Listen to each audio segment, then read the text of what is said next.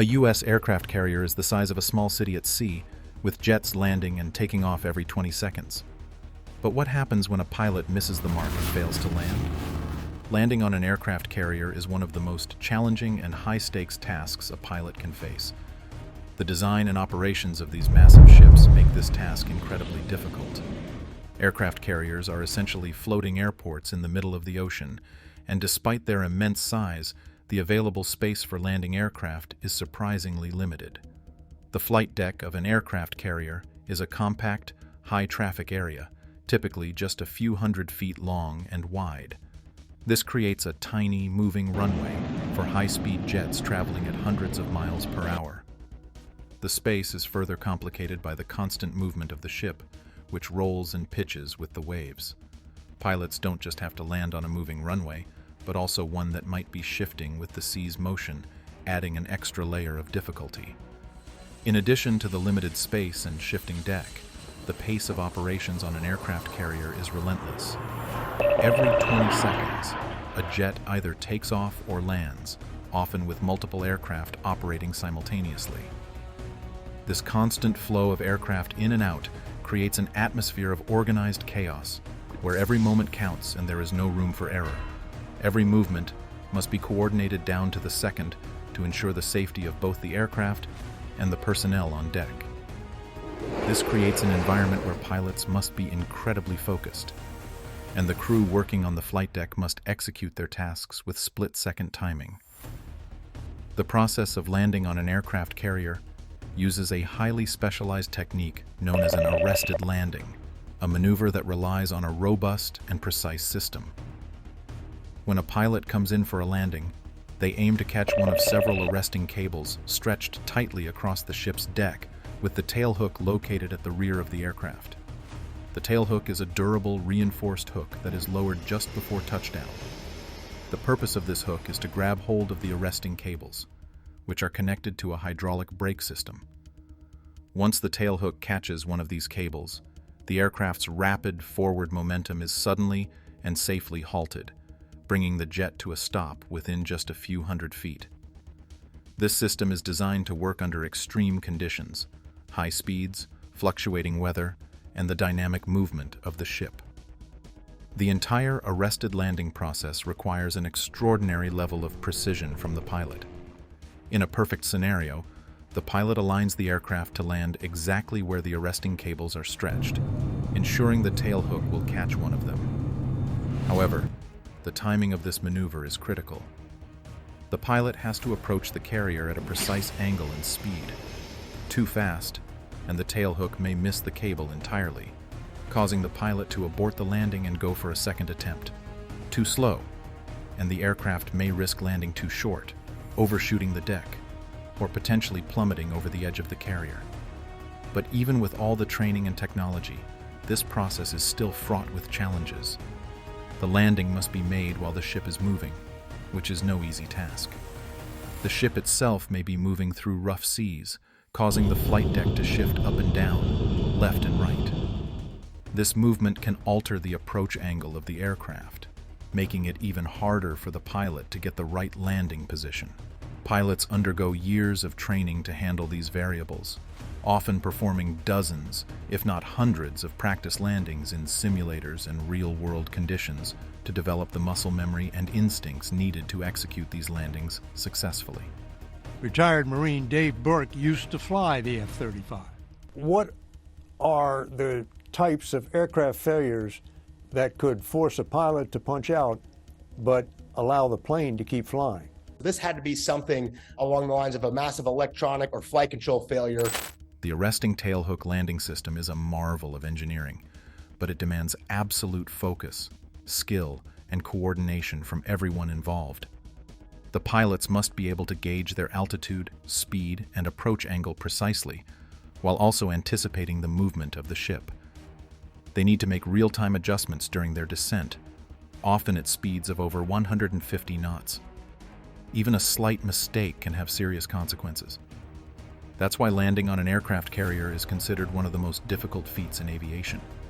It's not just about flying a jet, it's about landing a high-performance aircraft on a moving platform in unpredictable conditions, all while maintaining the highest levels of safety and efficiency. One of the most common and potentially dangerous failures is known as a bolter. A bolter happens when the tailhook on the aircraft fails to catch the arresting cable on the carrier's deck. This failure forces the pilot to abort the landing and take off again, sometimes in the blink of an eye. The moment the aircraft misses the cable, it is immediately at risk of going over the edge of the carrier, or worse, causing serious damage to the deck and other aircraft. When a bolter occurs, it's a high-pressure situation for both the pilot and the crew. The pilot must immediately go full throttle to regain altitude and avoid crashing. The aircraft has to accelerate quickly, which means the pilot has to make split-second decisions, all while navigating a moving flight deck. It requires the pilot to remain calm, as they can't afford to hesitate or make mistakes. Even the slightest delay in applying power can be catastrophic. As soon as the tailhook misses, the pilot is trained to immediately pull up, applying full power to the engines and steering the aircraft back into the air. In this instant, the pilot is not just relying on their own skills, but also on the aircraft's ability to quickly regain control after losing all braking force. A deadly plane crash in South Africa last week captured the harrowing final moment on video. This is getting bad. This is getting very bad. That's frightening to watch. The cell phone camera is pointed out the window. For the crew working on the deck, a bolter is no less intense. The moment a bolter occurs, they need to act quickly and decisively. The deck crew, who are responsible for guiding the aircraft, must clear the runway, and sometimes even replace broken arresting cables. This can be a physically demanding task, as the arresting cables are heavy and must be replaced or resecured quickly to ensure the next aircraft can land safely. The crew also has to be ready for anything else that might go wrong during a failed landing, such as the risk of fire, debris, or fuel leaks. This is when the full coordination between the pilot and the deck crew is critical. Everyone needs to stay cool under pressure to ensure the situation doesn't escalate into something more disastrous. The risks associated with a failed landing are not just limited to a missed cable. If the jet doesn't make it back into the air or cannot stop in time, there's a real danger that the aircraft could plunge off the edge of the carrier. Aircraft carriers are enormous, but the flight deck is still a tiny strip of land compared to the size of the ship. If a jet doesn't stop, it could go overboard and fall into the ocean, potentially causing the destruction of a multi-million-dollar aircraft and putting the pilot's life at risk. Fortunately, pilots are trained to eject if they feel that the aircraft is in danger of crashing, but even with this option, the situation remains highly risky. A failed landing can also cause catastrophic damage to the flight deck itself. Aircraft carriers are crowded, with jets often lined up on the deck, ready for takeoff or landing. If an aircraft misses its arresting cable and runs out of runway, it can crash into other aircraft, causing a chain reaction of destruction. This could lead to a fire, fuel leaks, or damage to essential equipment on board. The crew on the deck has to be ready for anything, from putting out fires to managing hazardous material leaks. These risks are made worse by the high speed at which the jets land, creating the potential for explosive consequences. The margin for error on an aircraft carrier is incredibly small. A failed landing can quickly escalate into a chaotic emergency, especially in such a confined space. The stress is not just on the pilot but also on the crew, who must act quickly and efficiently. The crew is trained to handle emergencies, but when something goes wrong, it's often in a situation where every second counts. From repairing damaged arresting cables to ensuring that the flight deck is clear for the next landing, the crew must work like a well-oiled machine to prevent the situation from spiraling out of control. In addition to the risks of physical damage to the ship, there's the risk of injury or even death. The flight deck is a dangerous place under normal circumstances, with jets roaring past at high speeds and crew members constantly moving between aircraft. A failed landing can send crew members scrambling to clear debris, fight fires, or help the pilot. The danger is always present, and the narrow space on the deck makes it more difficult to avoid accidents. Even with all the safety procedures in place, a failed landing can quickly put lives at risk, both for the crew and the pilot. When a landing on an aircraft carrier fails, the situation demands an immediate and coordinated response from the entire crew.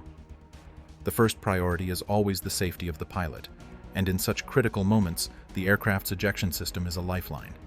If a pilot is in danger of crashing or the aircraft is about to go overboard, they can activate the ejection seat.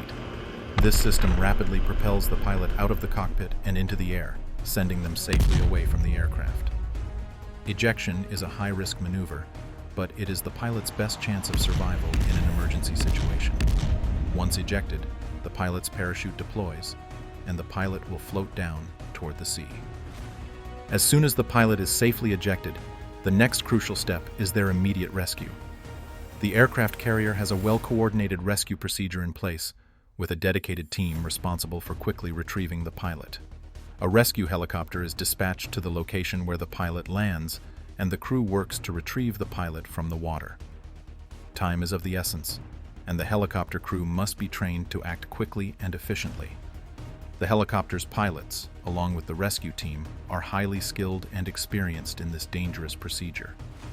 The recovery operation can be challenging, especially in rough seas, but the focus is always on getting the pilot back to safety as quickly as possible. And Valerie Castro joins me now here on set. Valerie, when you watch the video, it looks like it was so low when the pilot finally ejected. Do we know anything about their condition?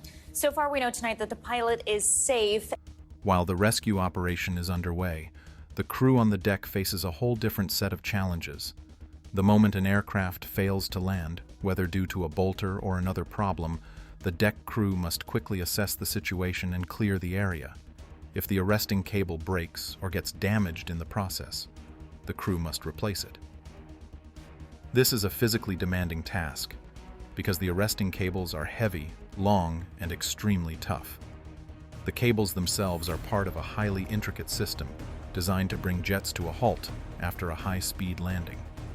Replacing these cables requires both strength and precision, as they need to be secured properly to ensure the next landing can take place safely. The crew must work quickly under pressure, often with the constant roar of jet engines and the threat of further danger looming over them. Aside from replacing the arresting cables, the crew also needs to clear any debris that might have been left on the deck after the failed landing. Debris such as parts of the aircraft, fuel spills, or even small components can create serious hazards for the next landing attempt. The crew works together to clear the deck, often moving swiftly to ensure it is as safe and ready as possible for another aircraft to land. This task requires sharp coordination and speed, as there's a lot at stake. The deck is constantly in use, with multiple aircraft landing and taking off in rapid succession, and the crew is always prepared for the next emergency. The physical demands of working on an aircraft carrier are not limited to replacing arresting cables or clearing debris. Crew members are often working in extreme conditions, with high levels of noise, heat, and the potential for hazardous situations. That's why safety gear is crucial for the crew. Heat-resistant suits, helmets, and special goggles are all standard parts of the uniform for those working on the flight deck. These suits are designed to protect the crew from the heat generated by jet engines, potential fires, and even flying debris. The helmets and goggles protect against the intense noise and the risk of flying shrapnel, while also keeping the crew visible in the chaotic environment of the flight deck. The risk of fire is particularly high when there is a failed landing.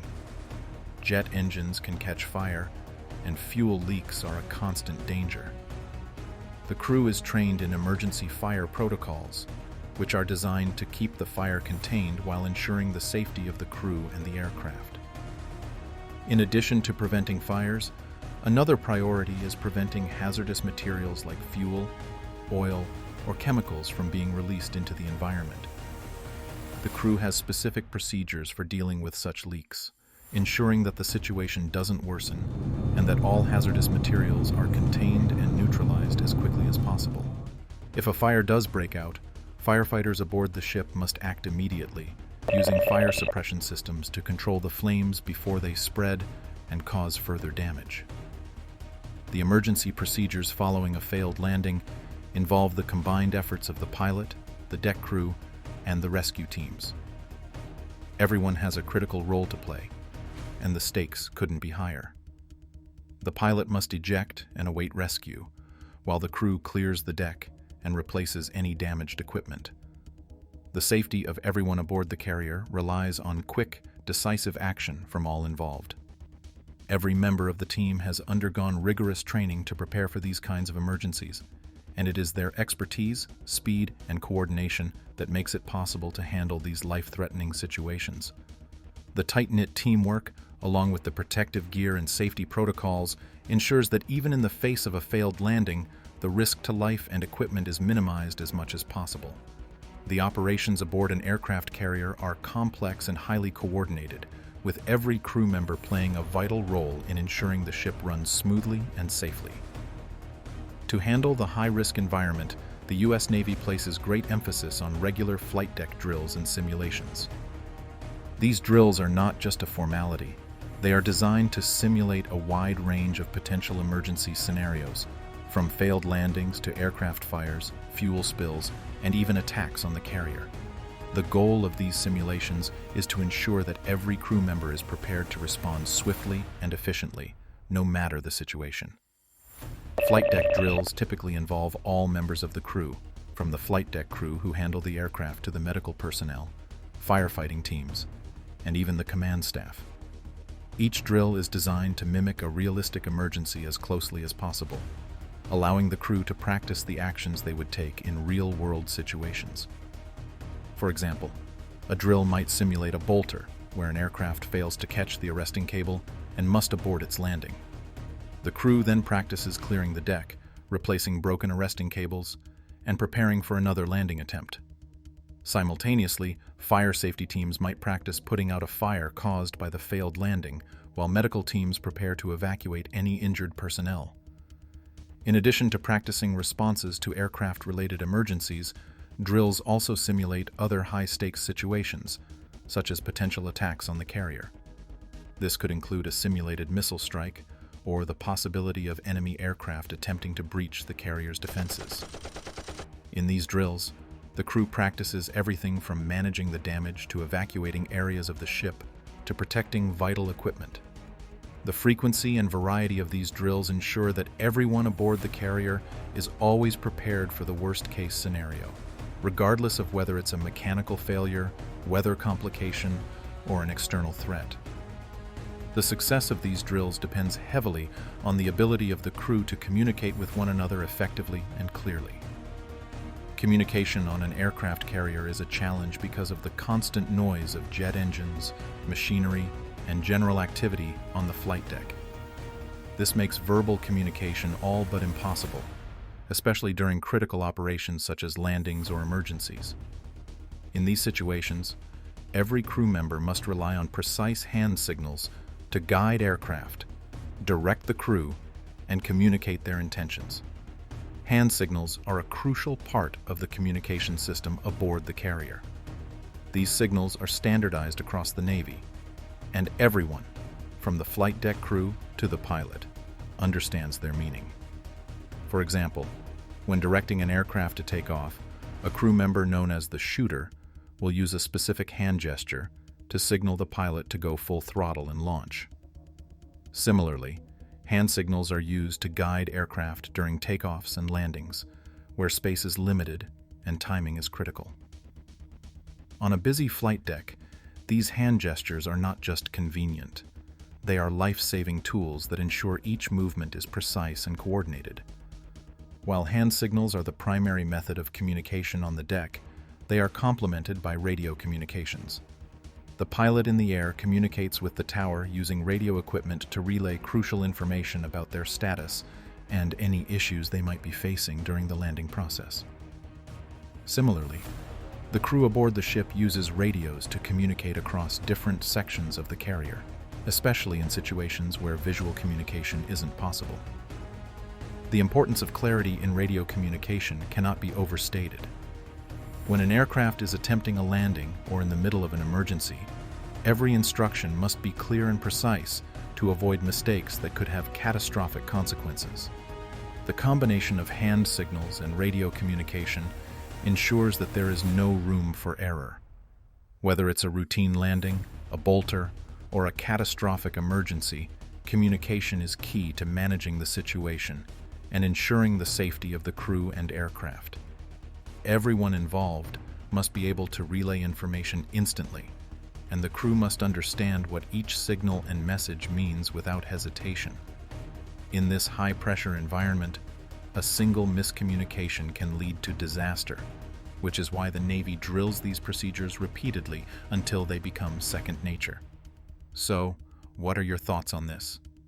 Let us know in the comments below.